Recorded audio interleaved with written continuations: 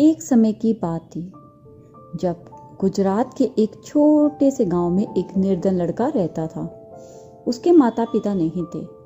गांव में उसके पास आजीविका का कोई भी साधन नहीं था, परंतु वह बुद्धिमान था।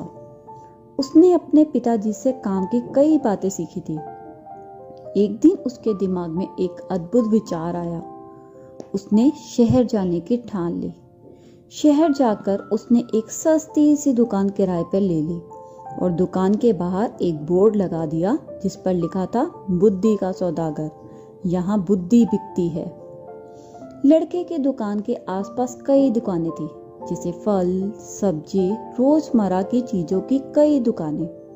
सारे दुकानदार उस लड़के की खिल्ली उड़ाते, भाई ये दुकान तो बहुत गजब की है, अब तो अकल भी बिकाऊ हो गई है। लड़का उनकी बात की कोई भी परवाह नहीं करता। वह दिन भर आते जाते ग्राहकों को आवाज लगाता रहता, आओ आओ बुद्धि ले जाओ, एकदम खरी, सस्ती और उपयोगी, एकदम सही दाम, आओ साहब ले जाओ। लेकिन बहुत दिनों तक बुद्धि के सौदागर की दुकान पर कोई भी ग्राहक नहीं आया। एक दिन उसने दुकान बंद करने का निश्चय कर लिया। तभी एक धनी सेठ का मूर्ख लड़का उसकी दुकान की ओर से गुजरा। उसे समझ नहीं आया ये कैसी दुकान है, कोई फल या सब्जी होगी। मेरे पिताजी तो वैसे ही मुझे निर्बुद्धि और मूर्ख कहते रहते हैं, क्यों ना मैं थोड़ी सी बुद्धि ही खरीद लूं। ये सोचकर उसने सौदागर के लड़के से कहा, एक सेर बुद्धि कितने की दोगे भैया? लड़के ने कहा, मैं बुद्धि तोल कर नहीं, उसकी किस्म के हिसाब से देता हूँ। मेरे पास तरह तरह की बुद्धि है, सबका दाम अलग अलग है, आपको कैसी बुद्धि चाहिए? जो ठीक है, एक पैसे में जितनी बुद्धि आए उतनी दे दो। सेठ का लड़का लापरवाही से बोला। सौदागर ने एक कागज की पर्ची निकाली और सेठ के बेटे को दे दी। उस पर्ची पर लिखा था, जब दो लोग झगड़ रहे हों तो वहाँ खड़े होकर उन्हें देखना बुद्धिमानी नहीं है। सेठ का लड़का बहुत खुशी खुशी घर पहुँचा और अपने पिताजी को कागज की पर्ची देते हुए बोला, पिताजी पिताजी देखिए, एक पैसे में मैं अक्ल खरीद कर लाया हूँ। सेठ ने पर्ची पढ़ी और तमतमा कर बोला, मूर्ख, एक पैसे में ये क्या लाया है? ये तो सभी जानते हैं, तुमने मेरा एक पैसा डुबो दिया। सेठ तुरंत सौदागर की दुकान पर पहुंचा और उस लड़के को बुरा भला कहने लगा, लोगों को ठगने के लिए तुम्हें शर्म नहीं आती? मेरा एक पैसा वापस करो। पैसा क्यों वापस करूं? माल दिया है, पैसा लिया है।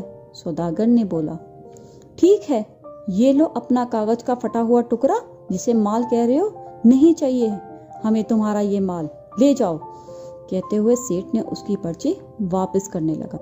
पर्ची नहीं, मेरी सीख वापस करो। अगर पैसा वापस चाहिए तो आपको एक कागज पर लिख कर देना होगा कि आपका बेटा कभी भी मेरी सीख का प्रयोग नहीं करेगा। बात बन गई, दोनों पक्ष मान गए। सेठ ने कागज पर हस्ताक्षर किए और अपना पैसा वापस लेकर प्रसन्न हो गया। समय बीतता गया। उस प्रदेश के राजा की दो रानियां थी। एक दिन दोनों रानियां की दासियां बाजार गई। वहां उनका कोई झगड़ा हो गया। बात हाथापाई तक पहुंच गई। लोग चुपचाप खड़े देख रहे थे। उन्हीं में सेठ का बेटा भी था। झगड़ा बढ़ता देख सारे लोग एक एक करके वहां से निकल गए, मगर सेठ का लड़का कारनामे के अनुसार वहां से जा ही नहीं सका, अकेला ही खड़ा रह गया। बस फिर क्या था, दोनों दासियों ने उसे अपना गवाह बना लिया। झगड़े की बात राजा रानियों तक पहुंची। सेठ और उसका लड़का राज दरबार में लाए गए। दोनों रानियों ने लड़कों से कहा कि वह उनके पक्ष में ही गवाही दे। सेठ और उसके लड़के के तो होश उड़ गए। वे सहायता के लिए फिर से बुद्धि के सौदागर के पास गए और बोले, हमें किसी तरह बचा लीजिए। तभी सौदागर बोला, मैं 500 रुपए लूंगा। तो सेठ ने कहा, ठीक है, ये लो 500 रुपए, लेकिन हमें बचा लो। तो सौदागर ने उसे बुद्धि देते हुए कहा, देखो, जब गवाही देने के लिए बुलाया जाए तो तुम पागल की तरह व्यवहार करना। सेठ के बेटे ने वैसे ही किया। राजा ने उसे पागल समझकर महल से बाहर निकाल दिया। इसी तरह 2-3 घटनाएं और हुई। बुद्धि के सौदागर की चर्चा राजा के कानों तक भी पड़ गई। राजा ने उसे बुलाया और पूछा, सुना है तुम बुद्धि बेचते हो, क्या तुम्हारे पास बेचने के लिए कोई और बुद्धि भी है? जी हजूर, आपके काम की तो बहुत है, लेकिन 1 लाख रुपए लूंगा। सौदागर के लड़के ने कुछ हिचकिचाते हुए कहा। तुम्हें 1 लाख रुपए दे दिए जाएंगे, तुम पहले बुद्धि तो दो, राजा ने कहा। सौदागर ने एक पर्ची राजा को भी दे दी और राजा की पर्ची पर लिखा था, कुछ भी करने से पहले खूब सोच लेना चाहिए। राजा को यह बात बहुत अच्छी लगी। उसने अपने तकिए के गिलाफ पर, पर्दों पर, अपने कक्ष की दीवारों पर, अपने बर्तन पर और इस वाक्य को लिखवा दिया, जिससे वे इस बहुमूल्य बात को कभी भी ना भूले और ना ही कोई और भूल सके। एक बार राजा बहुत बीमार पड़ गया। राजा के मंत्री और वैद्य ने एक षड्यंत्र रचा और उसकी दवा में जहर मिला दिया। राजा ने दवा का प्याला अभी मुंह के पास ही रखा था कि उस पर खुदे हुए अक्षरों पर उसकी नजर पड़ गई कि कुछ भी करने से पहले खूब सोच लेना चाहिए।